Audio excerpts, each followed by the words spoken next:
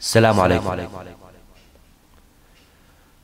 قصيدة خروف العيد كتبتها سنة 2001 مباشرة بعد أحداث 11 سبتمبر،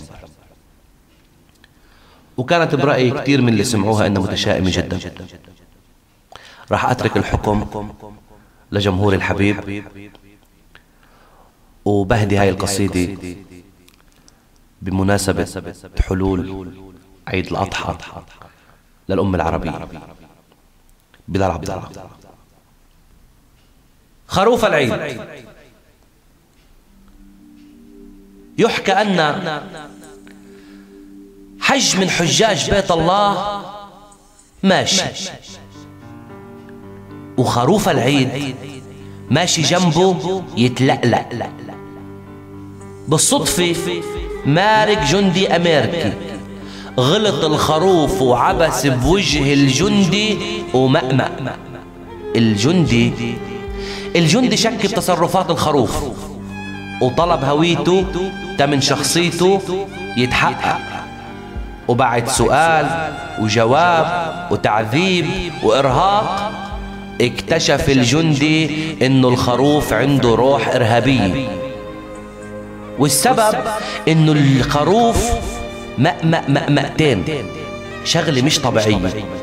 والجندي اكتشف انه الخروف بيقصد ماء لاحتلال العراق وماء للسياسة الأمريكية. ويا خوفي يا خوفي يا خوفي يا خوفي بالحج الجاي تصير الحجة صعبة، وبحجة حرب الإرهاب يحطوا حارس على الكعبة.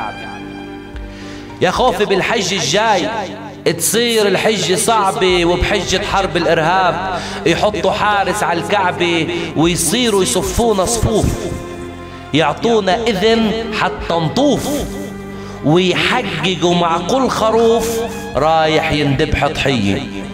يا خوفي يصدر قانون ممضي من البنتاغون اللي بيرجم إبليس الملعون بيكون ضد السامية، ونصير نطلع على عرفات واحد واحد مش دفعات.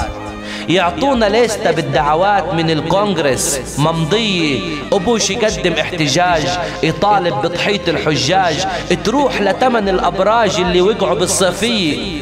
ويا خوفي بالحج الجاي تصير الحجة صعبة، وبحجة حرب الإرهاب يحطوا حارس على الكعبة. حج مبرور وذنب مغفور، وكل عام وانتم بألف خير. بلال عبد الله.